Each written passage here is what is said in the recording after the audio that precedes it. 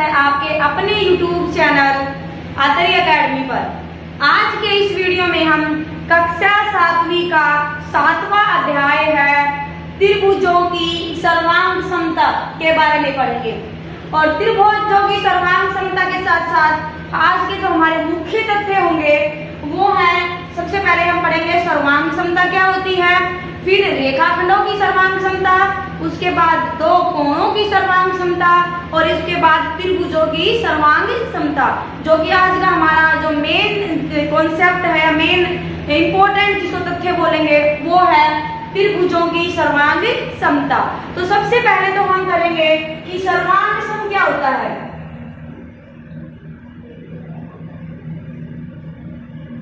सर्वांग सम और समरूप दो चीजें होती हैं। ये समरूप है, ये आप करेंगे 10th क्लास में, ठीक है।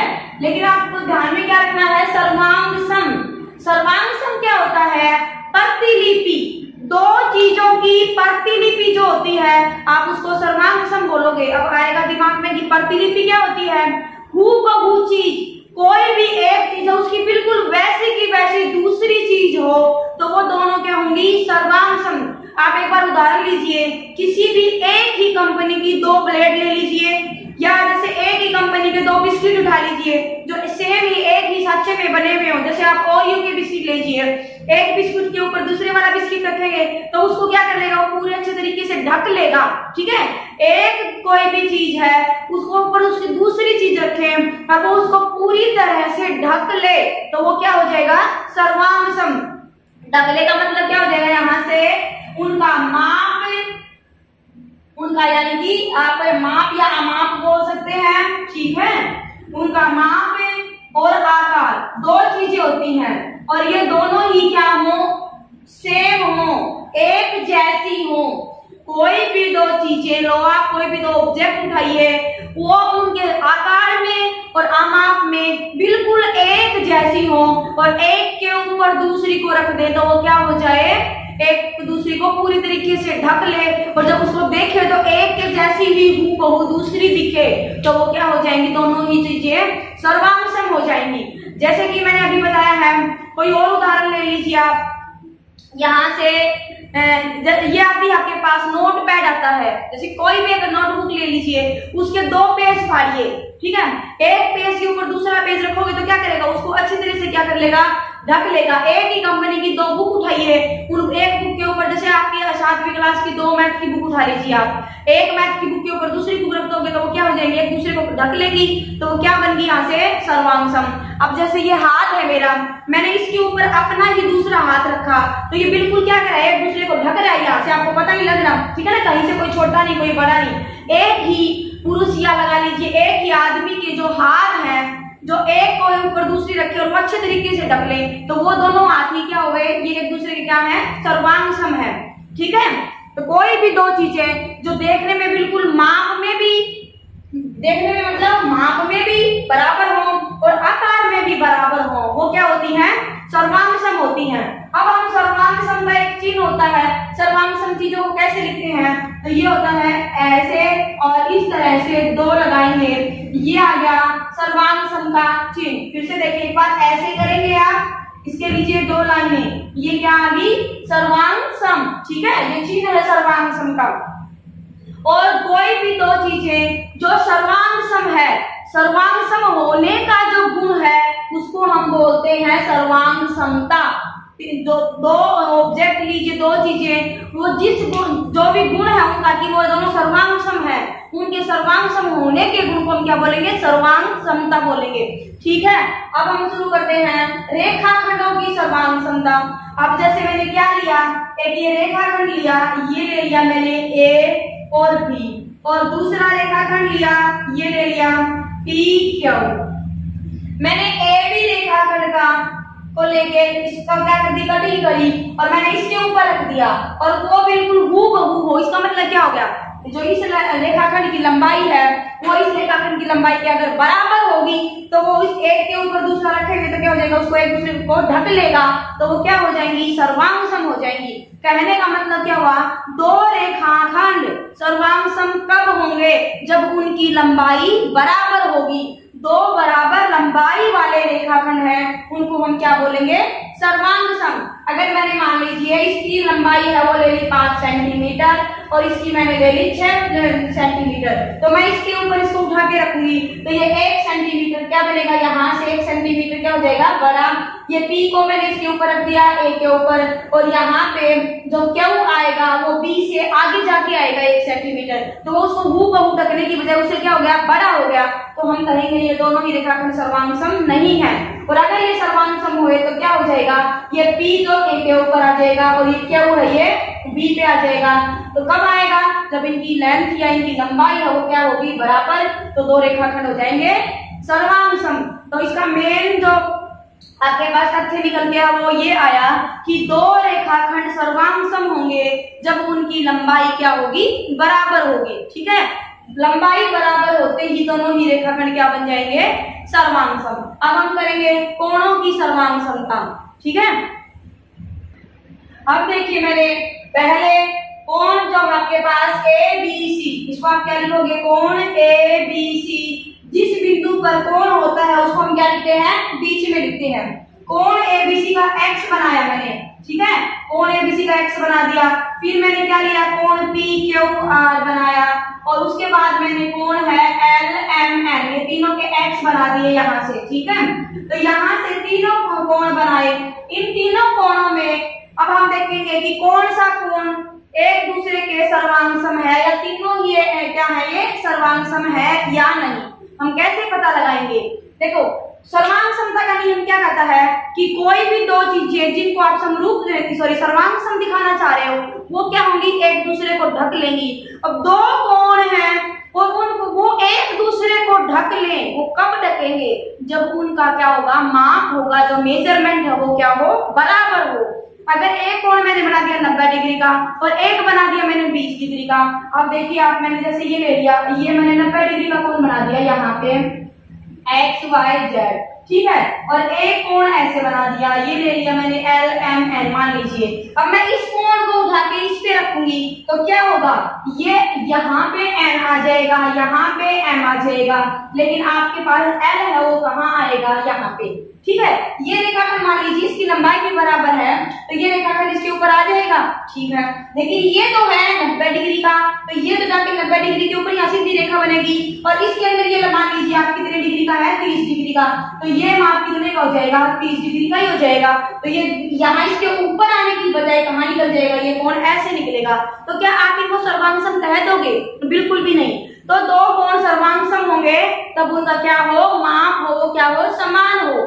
समान माप के कोण ही क्या होते हैं, सर्वांग सम होते हैं। ये आपने रेखा ली BC और AB, इस पे D पे कोण बनाया हुआ, ये कोण है 65 डिग्री का, ये कोण है 60 डिग्री का, और ये है 65 डिग्री का। तो समान माप वाले कोण ही क्या होते हैं, सर्वांग सम। जैसे ही मैं इस LMN को उठा के ABC पे रखूं या ABC को उठा के LMN पे रखूंगी तो ये दोनों एक दूसरे को ढक लेंगे। क्यों, क्योंकि यहाँ पे ये जो अंतर ये है ना, ये कितना है 65 डिग्री का, ये मेजरमेंट है, जो माप है ये कितने का, 65 का, और यहाँ से भी ये है 65 का। तो ये क्या आ जाएगा, अगर आपने ABC को उठाया तो यहाँ का आ जाएगा C, और ये आ जाएगा यहाँ पर B, और यहाँ पर क्या आ जाएगा A।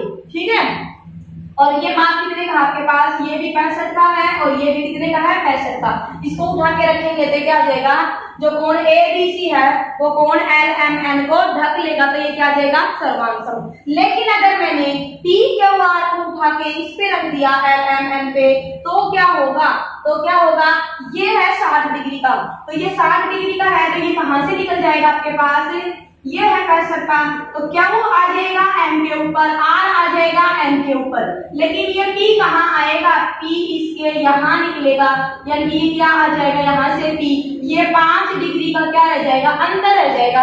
ये 65 डिग्री का है, ये 60 डिग्री का, तो वो हूबहू नहीं ढक रहा, हूबहू नहीं ढकेगा तो वो सर्वांग सम नहीं होगा। ठीक है, तो इसका मतलब हमारे पास कंक्लूजन क्या निकला, यहाँ से ये निकला कि अगर दो कोण हैं वो सर्वांग सम होंगे जब उनका माप है, यानी कि आप माप को आप कैसे लिखते हैं, measurement of P Q R, measurement of ABC और मेजरमेंट ऑफ एलएमएन, तो आप क्या कहोगे कि दो कोणों का माप है वो समान होगा, तभी दो कोण है वो क्या होंगे, सर्वांगसम होंगे। क्योंकि आप दिमाग में ये फिट कर लो कि सर्वांगसम कब होते हैं, जब एक वस्तु दूसरी वस्तु को पूरी तरीके से ढक ले, ना छोटी हो ना बड़ी हो, मतलब उनका माप भी बराबर हो और उनका साइज भी बराबर हो, तो वो क्या हो जाएंगे आपके पास, सर्वांगसम हो जाएंगी। चाहे फिर वो रेखाखंड हो, चाहे वो कोण हो और या फिर त्रिभुज हो। अब हम करेंगे त्रिभुजों की सर्वांग समता। मैंने यहाँ पे लिया एक त्रिभुज लिया है एबीसी और दूसरा है पीक्यूआर। ये दोनों ही त्रिभुज समान आकार के हैं और समान माप के हैं, तो समान माप और समान आकार के दो त्रिभुज हैं एबीसी और पीक्यूआर। तो ये दोनों क्या हैं, समरूप हैं, दोनों समरूप है। कब होंगे, तब मैं एबीसी त्रिभुज को उठा के पीक्यूआर, मैंने किसी इस पे पेपर पे त्रिभुज एबीसी ड्रॉ किया और पीक्यूआर ड्रॉ किया, एबीसी की कटिंग ले ली और इस कटिंग को जब मैं पीक्यूआर पे उठा के रखूंगी तो ये एबीसी त्रिभुज पीक्यूआर को पूरी तरह से ढक ले, ना इसका कोई आकार या कोण या छोटा बड़ा हो, बिल्कुल अच्छे तरीके से ढके, ना छोटा हो ना बड़ा हो। तो ये क्या आ जाएंगी, दोनों ही त्रिभुज सर्वांगसम। कहने का मतलब है कि एक त्रिभुज दूसरी की क्या है, प्रतिलिपि है, यानी कि एक ही आकार के और एक ही माप के हैं ये, तो सर्वांगसम हो गए। तो सबसे पहले देखिए आप दो त्रिभुज जो सर्वांगसम है तो आप कैसे लिखेंगे, जैसे मैंने कहा त्रिभुज एबीसी सर्वांगसम है, तो त्रिभुज पीक्यूआर ये आप ऐसे लिखेंगे सर्वांगसमता को। ऐसे ही अगर रेखाखंड सर्वांगसम है तो आप ले लीजिए रेखाखंड AB सर्वांगसम है रेखाखंड PQ के। ऐसे ही कोण लेंगे तो कोण ABC सर्वांगसम है कोण LMN के। कहने का मतलब क्या हुआ, सर्वांगसम का चिन्ह है ये ऐसे, ठीक है, चाहे वो रेखाखंडों की सर्वांगसमता हो, चाहे कोणों की हो, चाहे त्रिभुजों की हो, ठीक है। अब आप देखिए ये जो दो त्रिभुज है एबीसी और पीक्यूआर, इसमें तीन शीर्ष हैं आपके पास, क्या शीर्ष, फिर है आपके पास भुजा, फिर है आपके पास कोण, ये तीन चीजें हैं, भुजा शीर्ष और कोण। अगर ये त्रिभुज दोनों सर्वांगसम हैं तो इनके जो संगत शीर्ष हैं, संगत शीर्ष कौन से होंगे, ए के संगत शीर्ष क्या बनेगा, P, A और P बनेगा। दूसरा क्या बनेगा, B और Q, B और Q, B और Q, और तीसरा बन जाएगा C और R, ये बनेगा C और R, ये बन गए संगत शीर्ष। अब दोबारा मैं लूं संगत भुजा, क्या ली जाएगी, संगत भुजा, संगत भुजा। अब मैं एबीसी को उठा के पीक्यूआर पे रखूंगी तो P के ऊपर क्या आएगा, A, और Q के ऊपर आएगा B, और R के ऊपर आएगा C। तो PAB के संगत भुजा क्या बनेगी, यहां से AB भुजा, ये क्या बनेगी, AB भुजा व PQ, ठीक है। दोबारा बनेगी AC के संगत भुजा क्या बनेगी, PR, AC और PR। तीसरी है BC, BC और QR, तीसरी आपके पास BC और QR, ठीक है, ये है BC और QR। अब है संगत कोण, संगत कोण क्या होंगे, यहां से संगत कोण बन जाएंगे आपके पास, ये कोण A है और ये कोण P है, ये बोलोगे आप कोण A और कोण P। फिर है कोण B और Q, यह देगा कोण B व कोण Q, और ले लेते हैं तीसरा कोण C व कोण R, ठीक है। यहां से क्या मतलब हो गया, अगर दो त्रिभुज सर्वांगसम है तो उनके संगत शीर्ष A के P होगा, B के Q होगा, C के R होगा। संगत भुजा BC के PQ होगी, AC के PR होगी, BC के QR हो जाएगी। संगत कोण कौन, A का संगत कोण बनेगा B का बनेगा Q और C का बनेगा R। ये क्या होने चाहिए आपके पास, बराबर होने चाहिए, बराबर होने चाहिए। आप एक यूज करोगे यहां से सुमेलन,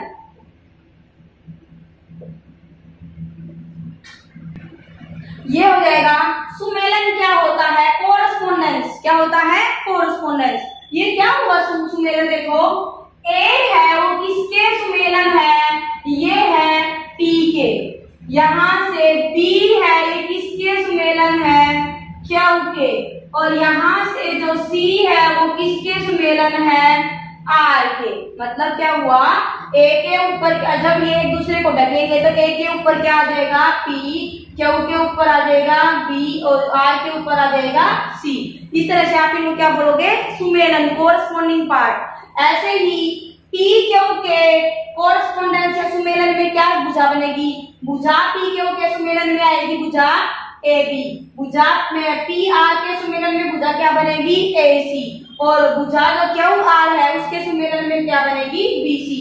आप इसको कैसे लिखोगे, ये P Q है ये सुमेलन में क्या आएगा, AB बनेगा। यहाँ से दोबारा मैंने लिया PR और PR के सुमेलन में बनेगा AC। और यहाँ से ले लिया मैंने QR के सुमेलन में क्या बनेगा आपके पास, BC आएगा। ठीक है, सुमेलन मतलब सुमेलन जिस कोण के ऊपर जो कोण आए और जिस भुजा के ऊपर जो भुजा आए आप उसको बोलोगे सुमेलन, कोरस्पोंडिंग जिसके ऊपर जो आए। और सुमेलन को आप कैसे नोट करोगे, इधर से ऐसे और ऐसे दोनों तरफ से जो तीर का निशान होता है वो किसका होता है, सुमेलन का निशान होता है। ठीक है, तो अब आपके पास क्या आया, यहाँ से जब दो त्रिभुज हैं वो सर्वांग सम होंगी तो उनके जो सुमेलित पार्ट हैं, सुमेलित भाग हैं, यानी कि कोण A के सुमेलन में कोण B आएगा, कोण B के कोण Q आएगा, कोण C के Q R आएगा, ये हो गए कोण। फिर भुजा P Q के AB भुजा आ जाएगी सुमेलन में, AC की आ जाएगी PR और BC की आ जाएगी QR। यानी कि उनकी सुमेलित कोण भी और सुमेलित भुजा भी क्या होनी चाहिए, बराबर होने चाहिए। और जैसे ही इनकी भुजा, सुमेलित भुजा और सुमेलित कोण है वो बराबर होंगे तो एक त्रिभुज को उठा के जब हम दूसरी पे रखेंगे तो उसको अच्छे तरीके से ढक लेगी। और जैसे ही वो उसको अच्छे तरीके से ढकेगी तो हम क्या करेंगे, त्रिभुज जो ABC है वो सर्वांग सम है त्रिभुज PQR के। ठीक है, यहाँ से अब हमारे पास क्या कंक्लूजन निकल के आया, कंक्लूजन ये है कि दो त्रिभुज जब सर्वांग सम होंगी तो उसकी सुमेलित जो भाग हैं, सुमेलित भाग मतलब सुमेलित भुजाएं, तीनों की तीनों भुजाएं और तीनों के तीनों कोण हैं वो क्या होने चाहिए, बराबर होने चाहिए। तभी हम उन दोनों त्रिभुजों को क्या बोलेंगे, सर्वांग सम त्रिभुज बोलेंगे। फिर आप देखिए, जैसे ये ली मैंने A के ऊपर P आया है, ठीक है, यहाँ से शीर्ष A के ऊपर रखेंगे, P के ऊपर रखेंगे A को, यहाँ B के ऊपर रखेंगे, यहाँ Q पे रखेंगे B को और R में रखा मैंने C को। ठीक है, तो हम जब लिखेंगे कि त्रिभुज ABC है वो सर्वांग सम है त्रिभुज PQR के, तो उनका सांकेतिक रूप भी ऐसे ही लिखना है कि सुमेलित जो भाग है A का क्या है P, B का क्या है Q और जो C का है वो है R। इसी तरीके से लिखेंगे कि जो शीर्ष जिसके ऊपर आए वो वैसे ही लिखा जाए। ठीक है, ऐसा नहीं है कि ये आ तो रहा है ऐसे, त्रिभुज है ABC, आप सर्वांग सम लिख दो QPR के और आप कह दो कि नहीं PQR त्रिभुज। वैसे तो हम कहेंगे त्रिभुज चाहे PQR बोलिए चाहे QRP बोलिए, बोल देते हैं, लेकिन सर्वांग समता में आप सांकेतिक चिन्हों में जब लिखेंगे तो इनको ऐसे ही लिखना है। इसका मतलब क्या हो गया, जो QP है वो AB के है और BC है वो PR के है। अब देखो एक तो लिखती है PQR, तो ये AB PQ बोलिए चाहे QP बोलिए, चलो ठीक है ये ठीक हो जाएगा। लेकिन जैसे ही मैं इनको बदलूंगी तो यहाँ है BC और यहाँ पे क्या बनेगा, BC आएगा QR के ऊपर, लेकिन यहाँ पे क्या बदल गया, PR बदल जाएगा। तो आपको ये सांकेतिक रूप में ही लिखना होता है कि जो आपके पास सुमेलित शीर्ष है या फिर सुमेलित कोण है उसी के हिसाब से लिखेंगे कि A के ऊपर क्या आएगा, P इसको इसमें रखेंगे तो ए के ऊपर क्या आएगा, पी आएगा, बी के ऊपर क्यू आएगा और सी के ऊपर आर आएगा। तो ऐसे ही लिखना है ए बी सी, तो P Q R, Q P R आप नहीं लिखेंगे, ठीक है। इसको सांकेतिक रूप में इसी तरह से करेंगे कि जो जिसके ऊपर रखने में आए उसी तरीके से लिखा जाए। हो सकता है अब जैसे मान लीजिए ये कोण मेरा है 30 डिग्री का और ये है मेरा 60 डिग्री का, मान लीजिए ये है 55 डिग्री का, ठीक है। और यहाँ से अब ये कोण तो मेरा आ जाए 30 का और ये आ जाए 55 का, ठीक है। तो जब आप इसको ढकेंगे तो क्या करेंगे, पी आर को उठा के ए बी पे रखेंगे, पी आर को उठा के आपने क्या किया, ए बी पे रखा, पी क्यू को लिखेंगे, अब हम लोग उठाएंगे पी आर को, इस बिंदु को ऐसे उठाया और इसके ऊपर रख दिया तो ये इसको कवर करेगा, क्यों, ये आर किस पे आना चाहिए, बी पे, और ये पी किस पे आना चाहिए, ए पे। तो अब आप इसको कैसे लिखेंगे, अब हम लिखेंगे इसको, अब हमने क्या किया है देखो, अब इसके सुमेलित पार्ट क्या बनेंगे, ए का सुमेलित भाग बनेगा पी, और यहाँ से P का सुमेलित भाग क्या बनेगा R, और C का सुमेलित भाग क्या बनेगा Q, ठीक है। तो अब यहाँ से एक बार मैं मार्कर दूसरा ले लूं, तो अब कैसे लिखेंगे आप इसको, त्रिभुज ABC या त्रिभुज ABC सर्वांग सम है त्रिभुज PRQ के, क्या लिखोगे, PQR नहीं लिखोगे, अभी आपको क्या लिखना है, PRQ के, ठीक है। ये होता है सर्वांग सम त्रिभुज को, जो दो सर्वांग समूह को सांकेतिक रूप में लिखना कि जो जिसके ऊपर ढकेंगे, जिसके ऊपर आएगा उसको उसी तरीके से लिखा जाएगा। अब हम करते हैं प्रश्नावली 7.1। 7.1 का पहला सवाल होगा, दो रेखाखंड सर्वांग सम होते हैं यदि, दो रेखाखंड सर्वांग सम कब होंगे, यदि उनकी लंबाई क्या हो, समान हो। तो यहाँ पे हम लिखेंगे यदि उनकी लंबाई समान हो। दो रेखाखंड सर्वांग सम होंगे, सर्वांग सम का मतलब है एक रेखाखंड दूसरे रेखाखंड को अच्छे तरीके से ढक ले, और वह तभी ढकेगा जब उनकी लंबाई क्या हो, समान हो। दूसरा है, दो सर्वांग सम कोणों में से एक का माप 70 डिग्री का है, अगर दो कोण सर्वांग सम है तो उनका माप क्या होगा, बराबर होगा, और एक कोण का माप 70 है तो दूसरे कोण का माप भी क्या हो जाएगा, 70 डिग्री का ही हो जाएगा। क्या होगा, अगर दो कोण सर्वांग सम है तो उनका माप क्या होना चाहिए, बराबर होना चाहिए। एक का जब 70 दे दिया तो दूसरे का क्या हो जाएगा, वो भी 70 हो जाएगा। तीसरा है, जब हम लिखते हैं, ये कह रहा है जब हम ऐसे लिखें कि कोण ए बराबर है कोण बी, इसका मतलब क्या होगा, इसका मतलब ये होगा कि जब हम कोण ए को मापते, मेजरमेंट ऑफ कोण ए, और जैसे हम कोण बी को मापते और उनकी मेजरमेंट यानी कि जो आपके पास उनकी मेजरमेंट आएगी, माप आएगा उनका, वो क्या बने, बराबर बने। बराबर का मतलब क्या हो कि एक अगर जैसे इसमें ले लिया 70 डिग्री का, एक 60 डिग्री का कोण बनता है तो दूसरा भी क्या हो, 60 डिग्री का ही हो, ठीक है। दोनों का क्या हो, मेजरमेंट बराबर हो। कोण बराबर होने का मतलब क्या हुआ कि जितने डिग्री का वो कोण है, और डिग्री किसमें मापते हैं हम, मेजरमेंट में, कि डिग्री कितनी है, 60 डिग्री का एक है तो दूसरा भी क्या हो जाए, 60 डिग्री का, उनका माप बराबर हो। कोण बराबर होने का मतलब क्या गया, उनका माप करें तो वो माप भी क्या हो, बराबर हो, तो कोण अपने आप ही बराबर हो जाते हैं। इसके बाद देखिए, दैनिक जीवन की सर्वांग सम आकारों के दो उदाहरण, दैनिक जीवन में जो प्रयोग होती हैं, आप देखो एक ही कंपनी के दो शेविंग ब्लेड लो, ठीक है, ये आपकी बुक में भी दिए गए हैं काफी सारे उदाहरण। एक ही कंपनी के शेविंग ब्लेड ले लीजिए, एक ही बिस्किट का, कोई भी कंपनी के बिस्किट का पैकेट लीजिए, आप ओरियो लीजिए, पार्ले-जी लीजिए, उसके दो बिस्किट निकालिए, एक के ऊपर दूसरे को ढकेंगे तो क्या हो जाएंगे, वो एक दूसरे को ढक लेंगे, वो भी क्या है, सर्वांग सम है। जैसे अब ये मार्कर के दो पेन है, अब ये क्या है, एक ही कंपनी के दो पेन है तो ये बिल्कुल हूबहू एक के जैसा ही दूसरा है, तो हम इनको क्या बोलेंगे, ये दोनों क्या है, सर्वांग सम है। क्या है ये, सर्वांग सम। और उदाहरण ले तो जैसे जो शीट होती है आपके पास, नोटपैड वाली सीट है, या कोई भी दो एक ही कंपनी की दो नोटबुक है, एक के ऊपर दूसरी रखी अच्छे तरीके से कवर कर ले तो वो क्या हो जाएंगी, वो भी सर्वांग सम हो जाएंगी, ठीक है। और भी आप उदाहरण ले सकते हैं। और इसके बाद है हमारा सवाल 3। सवाल 3 है, दिया गया है त्रिभुज ABC और FEB सर्वांग सम है, तो क्या दिया, कहा गया है कि इनके संगत सर्वांग सम का, जो इसके संगत भाग उन क्यों लिखिए। देखिए एक बार आप, कहा गया है ए बी सी और एफ ई डी दो सर्वांग समत्रिभुज हैं। सर्वांग समत्रिभुज है तो क्या होंगे कि जब आप ए बी सी को उठा के एफ ई डी पे रखेंगे तो क्या होगा, जो आपके पास कोण ए है वो क्या आ जाएगा, सुमेलित हो जाएगा कोण किस पे, एफ पे। ए को किस पे रख देंगे, एफ पे। अब बी किस पे रखा जाएगा, ई पे। तो जो कोण बी है ये सुमेलित हो जाएगा कोण ई पे। और तीसरा आ जाएगा कोण सी, ये किसके सुमेलित है, कोण डी के। इसको बोलेंगे हम कोरस्पॉन्डिंग कोण। कोरस्पॉन्डिंग मतलब सुमेलित कोण, कि कोण ए है वो सुमेलित है एफ के, बी है वो ई के और सी है वो डी के। अब ये तीन तो आगे कोण, ये तीनों क्या है, कोण। और तीन आएंगे अब भुजा।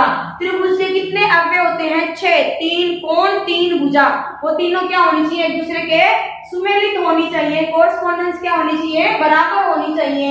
अब ऐसे ही यहां से देखो मैंने क्या उठाया, भुजा ले ली ए बी भुजा है वो सुमेलित हो जाएगी ए बी किसके, तो ये दोनों क्या है, एफ ई के। क्या आ जाएगी, एफ ई के। दूसरा क्या होगा, यहाँ से BC है भुजा BCD मैंने, वो किसके सुमेलित आ जाएगी, ED के। BC को उठा के किस पे रखना है, ED पे। अब AC को किस पे रखेंगे हम, FD पे। तो AC किसके सुमेलित हो जाएगी, FD के। ठीक है, तो ये आ गए 3 भुजा। ये क्या आ गए, 3 भुजा। कि अगर आपके पास त्रिभुज के 6 अव्यय हैं, 3 कोण 3 भुजा, वो क्या होनी चाहिए, उनकी कोरस्पोंडेंस बराबर होनी चाहिए। उनका सुमेलित जो भाग है तीनों कोणों के और तीनों भुजाओं के वो हो बराबर। अब आप देखिए जो ऐसा ही आपका सवाल 4 है, उसमें दिया गया है त्रिभुज DEF और BCA क्या है, सर्वांग सम। तो इनकी संगत भागों के नाम लिखने हैं। अब देखो मैंने बना दिया, ये DEF त्रिभुज है और दूसरा है BCA। तो अब ये दोनों सर्वांग सम है, यानी कि एक दूसरे को ढकते हैं। तो क्या बनेगा, कोण E है, कोण E का संगत भाग क्या बनेगा, कोण C। इसका संगत भाग क्या आ जाएगा, कोण C। अगली है भुजा EF भुजा के ऊपर क्या आएगा, भुजा CA। इसके क्या आ जाएगा, यहाँ से भुजा आ जाएगी CA। तीसरा है कोण F के ऊपर आएगा आपके पास कोण A। क्या आएगा, यहाँ से कोण A आ जाएगा संगत भाग। और यहाँ से है भुजा DF भुजा के क्या बनेगा, BA। यहाँ से B क्या बन जाएगा आपके पास, BA। और क्या बचा हुआ है, यहाँ से देखिए कोण E पे आ गया कोण C, कोण F पे आ गया कोण A संगत भाग, और कोण D का संगत कोण क्या बनेगा, कोण B बन जाएगा। हम एक बार 6 अव्यय है सारे देख लेते हैं। यहाँ से भुजा DE है, उसका संगत भाग क्या बनेगा, भुजा BC। भुजा EF का संगत भाग क्या बनेगा, भुजा CA। और यहाँ से भुजा DF का संगत भाग क्या बनेगा, भुजा BA। और इसी के साथ प्रश्नावली 7.1 पूरी होती है और हम अगले वीडियो में लेके आएंगे प्रश्नावली 7.2।